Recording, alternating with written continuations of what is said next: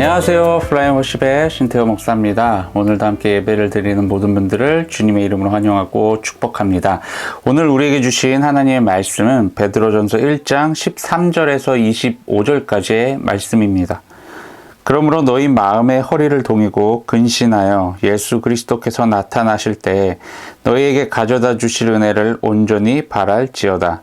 너희가 순종하는 자식처럼 전에 알지 못할 때에 따르던 너희 사역을 본받지 말고 오직 너희를 부르신 거룩한 이처럼 너희도 모든 행실에 거룩한 자가 되라. 기록되었을 때 내가 거룩하니 너희도 거룩할지어다 하셨느니라. 외모로 보시지 않고 각 사람의 행위대로 심판하시는 이를 너희가 아버지라 부른즉 너희가 나그네로 있을 때를 두려움으로 지내라.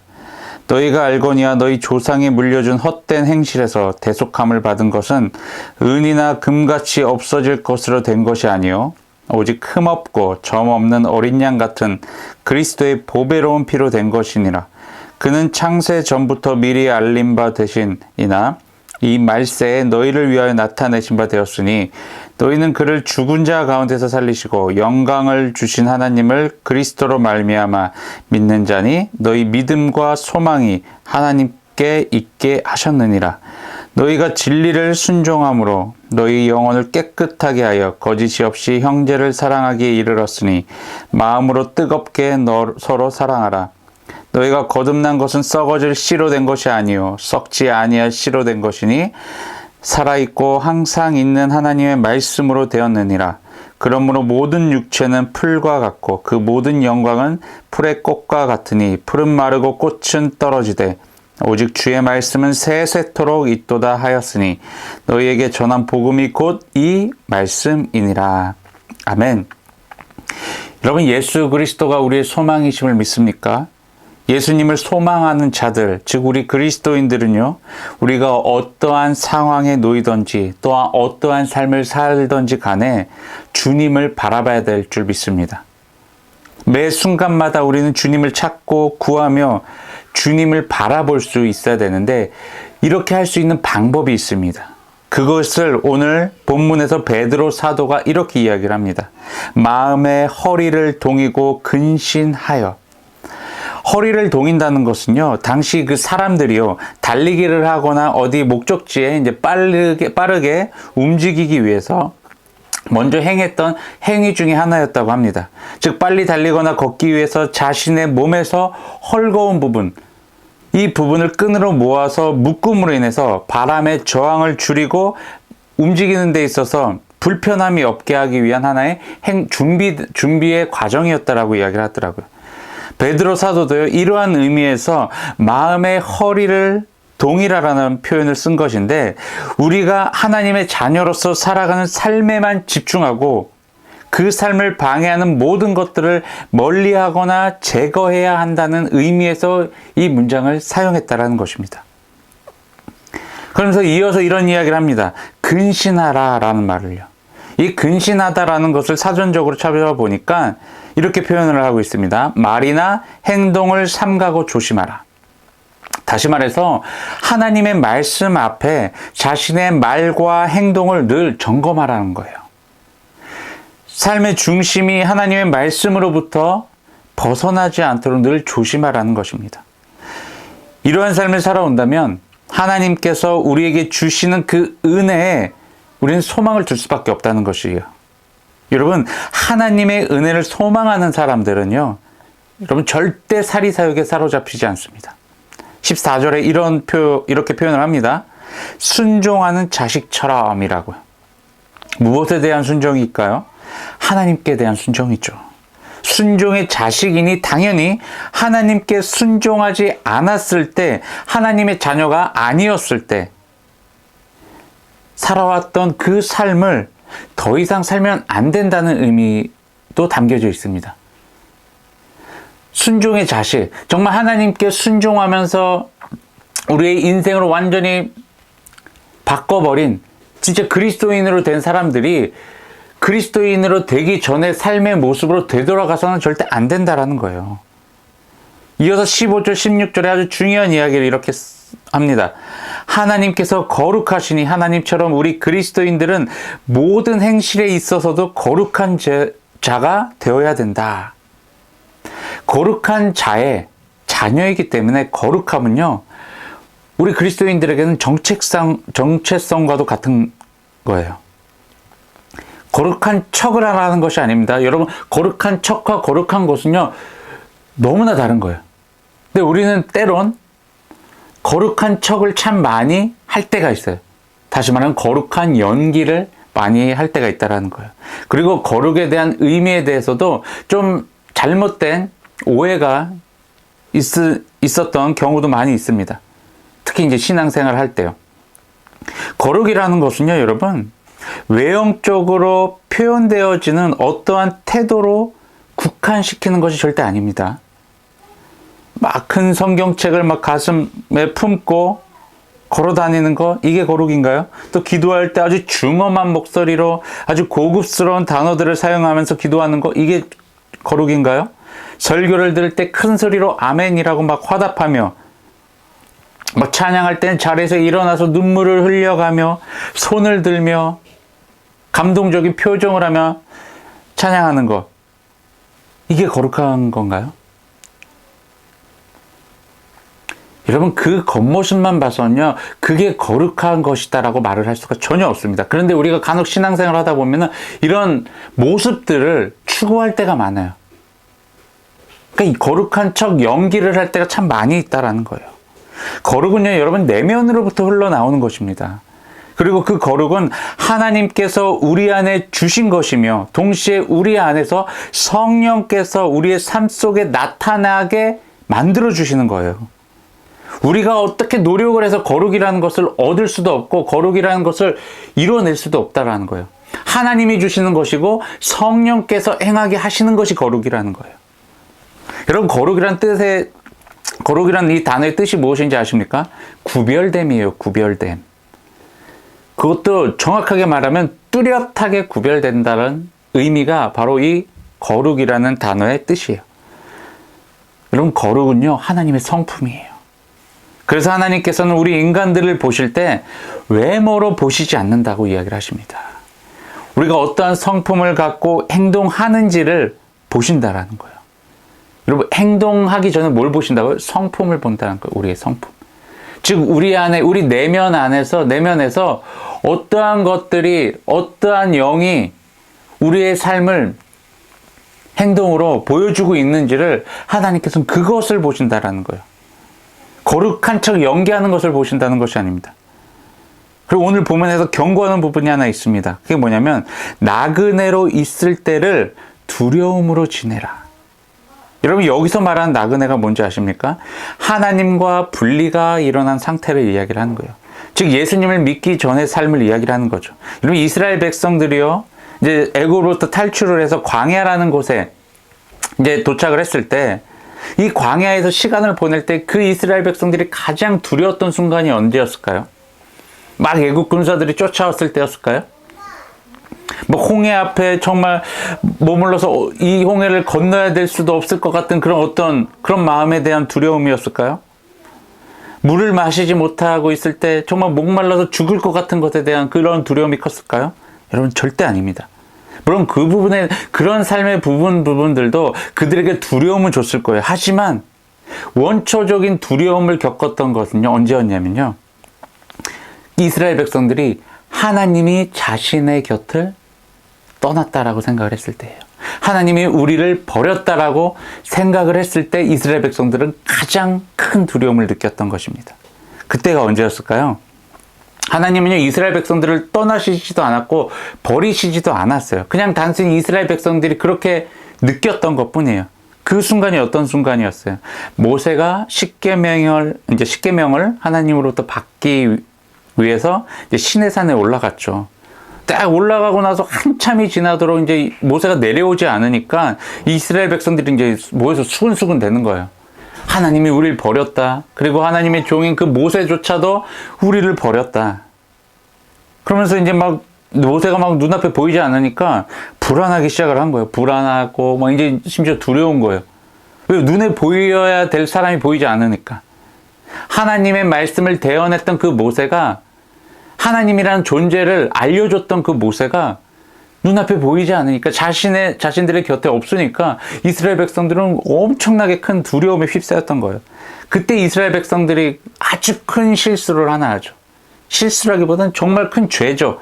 죄를 저지르죠. 제사장 아론을 부르죠. 그리고 제사장 아론을 통해서 지금 모세도 우리를 버렸고 하나님도 우리를 버렸으니 우리를 인도해낼 신을 만들어 달라. 그럼 말도 안 되는 일을 벌이죠. 근데 정말 말도 안 되는 일을 또 이 제사장인 아론이 또 행하죠. 그래서 여러분들 가지고 있는 금들을 다 모아 오십시오. 그러고 나서 그걸로 뭐래요? 금을 녹여가지고요. 금송아지를 만들어서 이게 너희들을 인도해낼 신이다 라고 소개를 해줘요. 하나님 외에 다른 신을 만들어 버렸어요. 무엇 때문에요? 두려움 때문에. 어떤 것에 대한 두려움이었어요? 하나님이 자신을 떠났다라는 것에 대한 두려움. 오늘 이 모세의 이야기를 통해서 제가 말씀드리고자 하는 건 이스라엘 백성들의 죄악에 대한 부분들을 강조하려고 하는 것이 아니라 이 이스라엘 백성들이 가장 큰 두려움을 느꼈던 그 순간이 바로 하나님의 존재를 내 곁에 없다라는 것을 인식하게 됐을 때라는 거예요.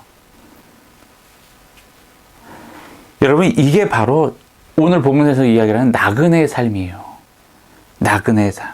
그러니까 이러한 나그네로 너희들이 있을 때, 다시 말해서 하나님과 아무런 관계가 아니었을 그때를 당신들은 두려워해야 된다. 그때를 두려워해야 된다.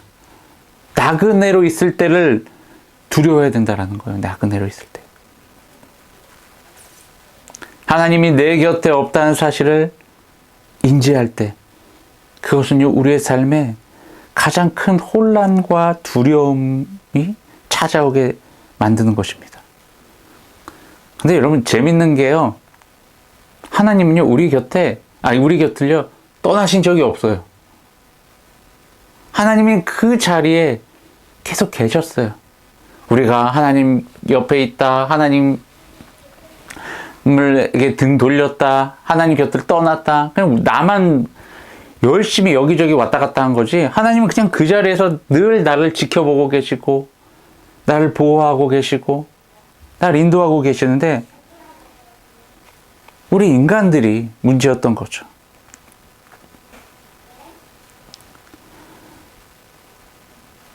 여러분, 하나님과 함께하는 삶을 살고 계십니까? 하나님은요, 늘 우리 곁에 계시고요, 우리를 지켜보시고 보호하고 계십니다. 우리가 그 사실을 인지하지 못할 때가 있었을 뿐이에요. 그 이유가 뭐예요? 우리의 시선을 주님께 향해 있어야 되는데, 이 시선이 다른 곳을 향하고 있었던 거예요. 나의 욕심과 나의 이득을 취하는데 눈이 멀어버린 거죠. 그곳에 눈이 돌아가고 마음이 쏟아지고, 그러다 보니까 하나님이, 내 자신이 하나님을 인식하지 못하고 있는 거예요. 그러다 보니까 하나님이 살아계심을 어느 순간 그냥 잊어버린 거죠, 자연스럽게. 여러분, 하나님께서는요, 지금도요, 여전히 우리 곁에서요, 우리를 이끌어가고 계세요. 그리고 우리를 통해서 일을 계속하고 계시는 거예요. 쉬지 않으시고 우리를 위해서 일하고 계십니다. 근데 우리가 하나님께서 나를 위해서 아무 일도 안 한다고 생각하고 있는 그 순간 다시 한번 점검하셔야 돼요. 내가 하나님을 바라보고 있는지, 지금 내가 주님을 계속 바라보고 쳐다보고 있는지를 생각을 해보셔야지, 하나님을 찾지도 않고 구하지도 않고 하나님이 내 곁에 있는 것 같지도 않다라는 생각에 휩싸여가지고 하나님은 나를 위해서 아무것도 안 하고 계시다 라고 말을 한다라는 것은요, 너무나 교만한 태도라는 거예요. 그렇게 내 삶이 두려워지고 힘들어지고 고민에 휩싸였고 있다는 거, 그게 뭐라고요? 나그네와 같은 삶이라는 거예요. 이스라엘 백성들이 광야에서 잠깐 모세가 하나님 만나러 올라가서 자신의 눈앞에서 사라졌다고 해서 두려워하며 자신을 인도해낼 신을 만들어 달라고 요청했던 그 모습과 우리도 동일하다라는 거예요. 여러분, 하나님께 시선을요, 고정시키시길 바랍니다. 그리고 하나님을 바라보는 그 시선을요, 여러분, 좌우로 흔들지 마세요. 흔들리지 마세요. 딱 하나님만 보고 가세요. 그럼 진리에 대한 순종으로 우리의 영혼이 깨끗하게 되어졌죠. 그러니까 하나님의 말씀에 대한 순종으로요, 우리가 구원을 받았다라는 거예요. 그리고 나서 행하게 되는 일이 뭐냐면 형제 자매를 사랑할 수 있게 되었다라는 거예요. 그 마음으로 형제 자매를요, 뜨겁게 사랑하라고 성경은 이야기를 하고 있습니다. 그러니까 우리가 하나님의 존재를 인식하게 되면요, 하나님의 말씀이 들리게 되죠. 그 하나님의 말씀을 듣는 자들이 무엇을 행한다고요? 하나님의 사랑을 전달하는 자들이라는 거예요. 흠이 없으신 정말 거룩하신 예수님께서 대속 제물이 되심으로 인해서 우리가 하나님의 자녀가 되었고, 그 하나님의 자녀가 된 것은 하나님의 성품을 담게 되었다라는 거고, 그 성품대로 살아가는 삶이 바로 하나님의 사랑을 전하는 삶이라는 것입니다. 여러분, 우리가 닮아가야 되는 모습이 바로 이런 모습이에요. 세상에 말하는 어떤 그 위인의 모습도 아니고요, 누군가의 부모의 모습도 아니고요, 뭐 어떤 재력과 정치가 뭐 신학자, 목사, 이런 사람들이 아닙니다. 우리가 닮아가야 될 사람들은. 우리가 닮아가야 될 분은요, 오직 하나님 한 분이십니다. 그게 왜인 줄 아십니까? 간단해요. 하나님만이 유일하게 이 세상에서 완전하신 분이시기 때문입니다. 우린 불완전한 인간들을 놓고 그 사람을 닮아가야 된다라고 말하면 안 됩니다. 완전하신 하나님, 그분을 닮아가시길 바랍니다. 여러분, 우리 그리스도인들이 회복해야 될 것이 있어요. 그게 바로 거룩이에요. 하나님의 성품, 하나님의 성품을 회복하셔야 됩니다.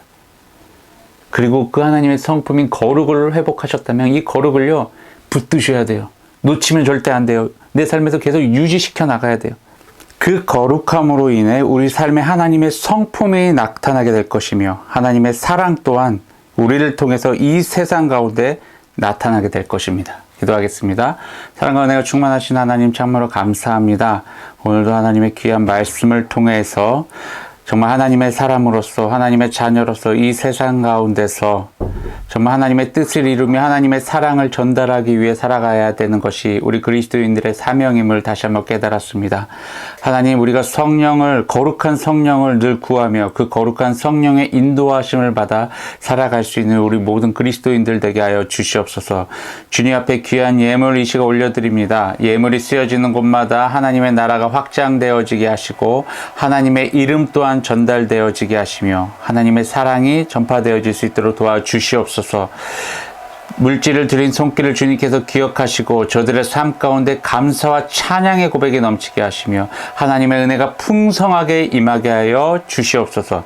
이제는 우리 주 예수 그리스도의 십자가의 은혜와 하나님의 넓고 크신 사랑하심과 성령님의 보호 인도 동행하심이 오늘 이 자리에 모여 하나님의 말씀 앞에 순종하며 거룩한 성령을 따라 살아가겠다라고 결단한 모든 그리스도인들을 위해 지금부터 영원까지 함께하기를 간절히 축원하나이다. 아멘.